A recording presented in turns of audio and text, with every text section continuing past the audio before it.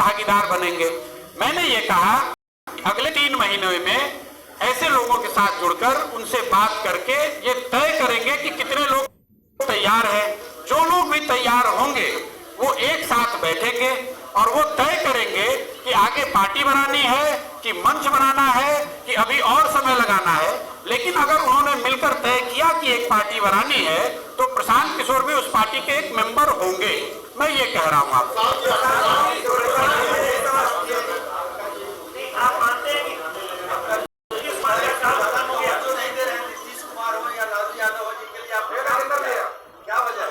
भाई नीतीश जी और लालू जी यहाँ के राज्य के ही नहीं देश के बड़े नेता हैं। उनके पास बहुत सारे एमएलए हैं, एमपी हैं, 20, 25, 30 वर्ष का राजनीतिक अनुभव है, उनके पास बड़े दल है। मैं अकेला व्यक्ति यहाँ बैठा हुआ हूँ, वो क्यों हमें तवज्जो देंगे? वो तवज्जो न दें, इसलिए मेरे लिए तो यही अच्छा है। मैंने अपने ट्वीट में क्या कहा और मैं आपको बार बार यहाँ क्या कह रहा हूँ, भाई मैं कोई चुनाव लड़ नहीं रहा हूँ, मैं किसी दल को तोड़ने की बात कर नहीं रहा हूँ। मैंने सिर्फ इतना कहा कि मैं बिहार के लोगों के पास जाना चाहता हूँ और ये समझने का प्रयास करना चाहता हूँ कि आगे का रास्ता क्या हो। अब इसमें लालू जी या नीतीश जी जैसे बड़े नेताओं को मुझे क्यों तवज्जो देनी चाहिए? मुझे तो ऐसा लगता है कि जो लोग तवज्जो दे रहे हैं या जो इस पर टीका टिप्पणी कर रहे हैं वो भी अनावश्यक अपना समय जाया कर रहे हैं। मेरी हस्ती इतनी बड़ी नहीं है, इतने बड़े लोग हम पर टिप्पणी करें।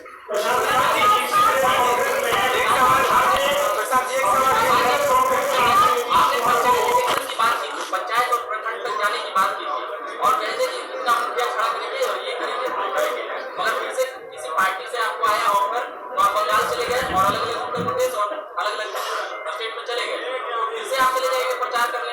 मेरे भाई जितनी बार आप एक ही सवाल को अगर घुमाकर पूछेंगे तो आंसर तो मैं वही दूंगा। आपको मैंने बताया कि जो मैं काम करता था जिसकी वजह से आप बैठे हुए हो यहाँ, जिस बात का आप संज्ञान लेते हो कि ये काम इनको करने आता है या जो भी मेरी बहुत छोटी बड़ी पहचान है उसी काम की वजह से है। उस काम को 1 साल पहले नहीं करना है ऐसी घोषणा मैंने कर दी। 1 साल सोचने के बाद आगे का रास्ता तय कर रहे हैं और आपको पब्लिकली बता रहे हैं कि भाई बिहार में ये करने जा रहे हैं।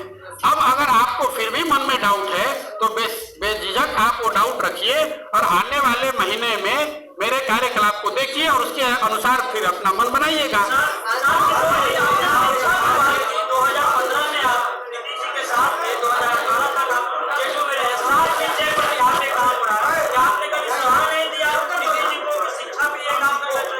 देखिए 2015 में आप में से जिन लोगों ने गंभीरता से उस अभियान को देखा होगा, 7 निश्चय की परिकल्पना बिहार में 40,000 गांवों में लोगों से फीडबैक लेने के बाद करी गई थी।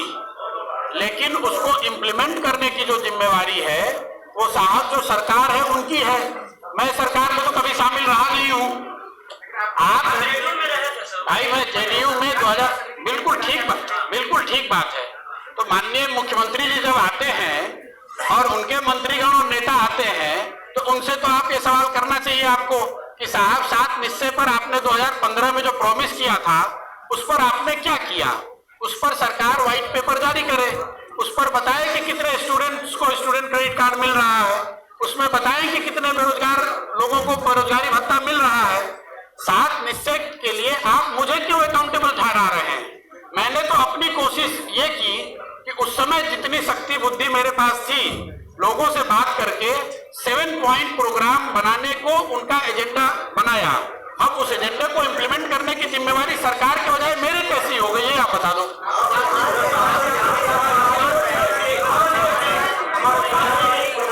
पिछली प्रेस कॉन्फ्रेंस में आपने कहा था कि नीतीश कुमार की आपके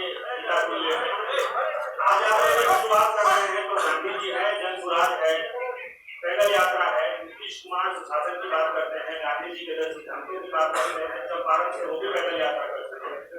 बिहार के नीतीश जी ने तो पैदल यात्रा की, चंपारण से अच्छा यात्रा की है। तो लोगों को ये शंका क्यों ना हो कि आपकी जो राजनीति होगी आगे आप लोगों से मिलेंगे, अगर राजनीतिक पार्टी बनाने की आवश्यकता होती है, पार्टी बनेगी तो आपकी राजनीति आपके पिता को नेता के नहीं होगी। नहीं, देखिए अगर नीतीश जी के विचारधारा में या उनके कार्यकलाप में या उनके कार्यशैली में अगर कुछ अच्छी बातें हैं तो नीतीश जी ही क्यों, किसी भी समाज में किसी भी व्यक्ति के पास अगर कुछ अच्छा है तो उससे सीखने में या उसको अपने कार्यशैली में समाहित करने में कोई दिक्कत नहीं है। मैं तो आपको ये कह रहा हूं कि मैं बिहार के हर उस व्यक्ति के पास जाना चाहता हूं जो कुछ सुझाव दे सकता है, कुछ मदद कर सकता है। नीतीश जी तो बहुत बड़े आदमी हैं, यहाँ 15 साल मुख्यमंत्री रहे हैं। अगर उनकी सीख से, उनकी बुद्धि से, उनके अनुभव का लाभ अगर मुझे कुछ मिल रहा है तो उसमें नुकसान क्या है। जहां तक मेरे उनके संबंध, पर्सनल संबंध की बात है, तो मैंने पिछले प्रेस कॉन्फ्रेंस में भी कहा है और अभी मैं रिपीट किए देता हूं। जितने दिन मैं और नीतीश जी साथ में थे, हमारा रिलेशन पिता पुत्र तुल्य ही था। उन्होंने मुझे पुत्र के तरह ही रखा और मैं पिता की तरह ही उनका आदर करता था। लेकिन इसका मतलब ये नहीं है कि मेरी अलग जर्नी नहीं हो सकती है। इसका मतलब ये नहीं है कि मैं उनसे अलग विचारधारा या अलग सोच नहीं रख सकता हूँ।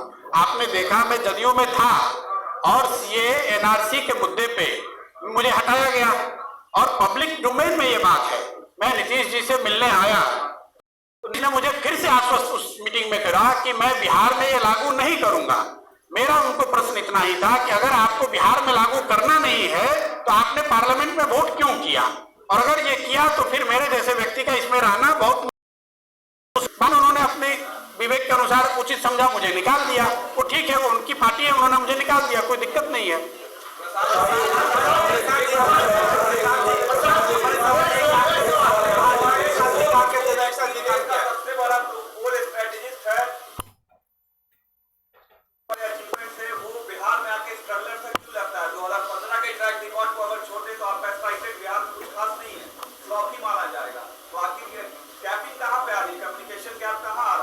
भाई मैं बिहार में, जहां तक चुनावों का सवाल है, बिहार में मैं जिंदगी में एक ही चुनाव से जुड़ा रहा हूं 2015 में, और 2015 तो उसको छोड़ के किस रिकॉर्ड की बात करें। जब मैं किसी रिकॉर्ड में शामिल ही नहीं हूं तो किस रिकॉर्ड की बात कर रहे हैं आप। जहां तक आपने ये कहा कि वो सब छोड़कर स्ट्रगलर की तरह शुरू कर रहे हैं, उस बात में सच्चाई है। मैं सब कुछ छोड़ के बिहार के लिए कुछ बड़ा करने की नियत से फिर से जीरो से शुरू करना चाहता हूं, और मुझे इस बात का एहसास है कि ये बहुत कठिन काम है। इस बात का मुझे पूरा इल्म है कि इतना आसान नहीं है, लेकिन ये कठिन है, इसीलिए करने आए हैं। क्योंकि दूसरा कोई व्यक्ति ट्राई करे ना करे, मेरी ऐसी सोच है कि ये कठिन है, इसलिए इसको ट्राई करना है और ये समाज के हित में है। इसलिए अपना घर परिवार सब छोड़कर यहाँ बैठकर इस काम को अगले कई सालों तक करेंगे। संभव है कि फेल हो जाए, लेकिन मेरे इंटेंट में और मेरे प्रयास में आप कमी नहीं पाएंगे।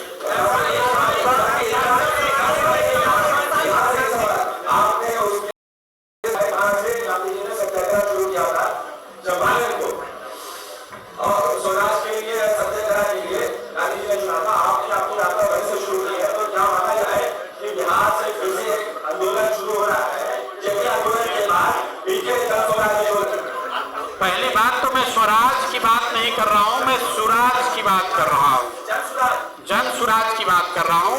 Good governance. आंदोलन के बाद बिहार से दूसरा आंदोलन शुरू हो रहा है। देखिए, उस पर मैं उसका आंसर दूसरे तरीके से दूंगा। अन्य कई राज्यों के मुकाबले व्यवस्था बदलने के लिए ही आप बिल्कुल, मैं आपकी बात का जवाब दे रहा हूं। मुझे ऐसा लगता है कि बिहार में पिछले कई दशकों में जेपी आंदोलन के बाद कोई भी सामाजिक राजनीतिक आंदोलन ने जन्म नहीं लिया है। जो लीडर्स भी बिहार को चला रहे हैं या बिहार के लीडरशिप के शीर्ष पर बैठे हुए हैं, उसमें से ज्यादातर लोग जेपी मूवमेंट के आंदोलन से निकले हुए लोग हैं। शायद ये समय आ गया है कि फिर से जनता को एक तरह से एकत्रित किया जाए और जैसा मैंने उनको बताया, जो इस सोच में जोड़ना चाहते हैं और इसमें बनना चाहते हैं। लेकिन इसकी तुलना किसी पीछे के बड़े आंदोलन से करना मुझे लगता है कि वो ठीक नहीं होगा। हम लोग बहुत छोटे व्यक्ति हैं और एक छोटा प्रयास कर रहे हैं। कितना सक्सेसफुल होंगे मैं नहीं जानता हूं, लेकिन मैं बार बार आपको ये कह रहा हूं कि मैं अपने इंटेंट और कोशिश में कोई कमी नहीं छोड़ूंगा। बाकी जनता मालिक है, उसको तय करने दीजिए।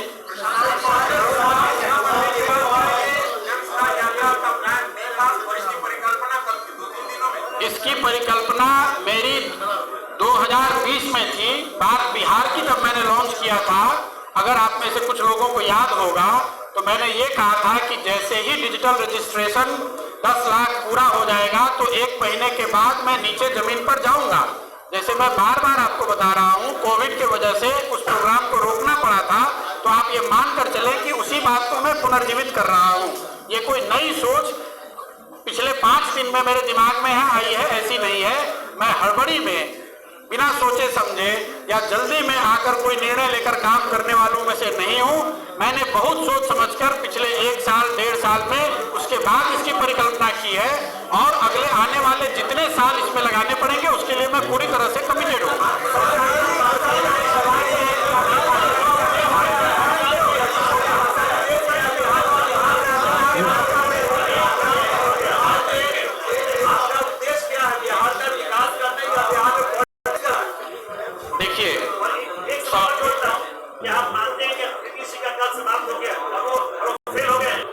बिल्कुल नहीं, ऐसा है। नीतीश कुमार जी भी मुख्यमंत्री हैं, उनका 3 साल से ज्यादा का समय कार्यकाल बाकी है, उनको काम करने दिया जाए। मैं आपको ये कह रहा हूं कि अगर चुनाव की राजनीति करनी है, अगर चुनाव की राजनीति करनी होती तो मेरे जो सबसे बड़े आलोचक हैं वो भी ये बात मानेंगे कि थोड़ी बहुत चुनाव और चुनाव प्रबंधन, चुनाव लड़ने लड़ाने की समझ तो मुझे है, ज्यादा न भी हो तो थोड़ी बहुत समझ तो है। 10 साल में मैंने वो करके दिखाया है। उसके लिए मुझे 4 साल पहले आकर बिहार में किसी पदयात्रा करने या हजारों लोगों से मिलने जुड़ने की किसी प्रयास की जरूरत नहीं है। मैं इसलिए कर रहा हूं कि पहली बात, जो लोगों के मन में डाउट है कि मैं बिहार के प्रति कितना कमिटेड हूं। दूसरी बात कि मैं ऐसा समझता हूं कि अगर बिहार में परिवर्तन लाना है तो इसके अलावा कोई दूसरा ऑल्टरनेटिव नहीं है। जो बात मैंने आपको बताई, किसी एक व्यक्ति की सोच या प्रयास से बिहार को नहीं बदला जा सकता है। ये सामूहिक सोच और प्रयास ही है जो बिहार के लोग एक साथ मिलकर करेंगे, तभी इस चीज को बदला जा सकता है। इसीलिए ये प्रयास कर रहे हैं। अगर आप उसको पॉलिटिक्स